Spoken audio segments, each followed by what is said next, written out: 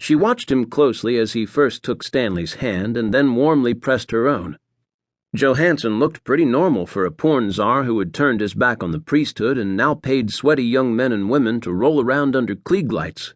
His smile seemed genuine, and he made eye contact without sending shivers of sleaze into her soul. No wonder Stanley had been seduced so easily. There's nothing more dangerous than a self-confident man. "Thank you for helping Stanley out with the book," she offered graciously. "You've really saved the day." "I doubt that," he said, pressing her hand one more time before disengaging and turning back to her husband. "Oh, I've seated you with Layla DeBona and Christy Page, who are your first two interviews tomorrow, plus a couple of my production assistants." He gave them both a quick smile of dismissal and turned to face two beautiful women in sequined gowns who had just finished running the gauntlet of reporters. They followed a row of flowers in crystal vases topping mock Greek columns through an open door at the end of a short hallway. Beyond the doors, they found a large room with a polished concrete floor filled with round tables. Although the dining area had been festively decorated, the room itself still had the feel of a warehouse. A large dais had been set up at the far end of the room with a huge promotional poster for Toys in Babeland and a large podium. After giving their names to a young hostess in black pants and a white Eden Studio t-shirt, they were led to a table in the back. They were the last couple to arrive at the table. Two men wearing brightly colored jackets stood up, shook their hands, and introduced their dates. Angela promptly forgot the men's names, although she remembered that one was a Major League Baseball player and the other was a drummer in a rock band she had never heard of. The ball player was sitting next to Layla, a middle-aged blonde with short, thick hair who was wearing a tuxedo cut for a woman. Despite the lack of a shirt underneath the jacket, she managed to convey a surprisingly conservative demeanor. She smiled and waved at Stanley and Angela as they sat down.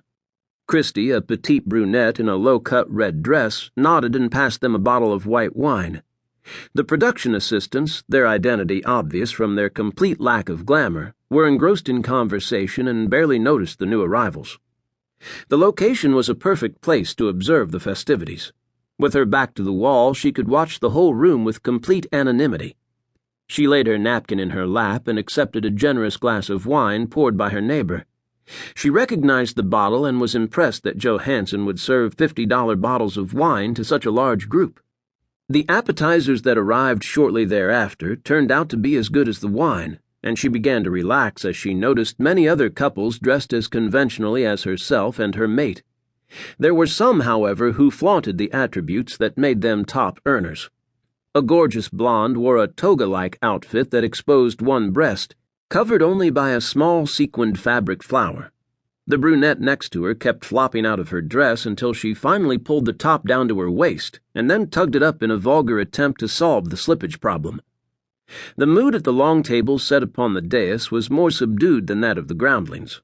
Angela watched Johansson seated next to the podium, sipping a glass of wine and surveying the room as the appetizers were cleared and the main course, lobster risotto and beef tenderloin, was carried out to the tables.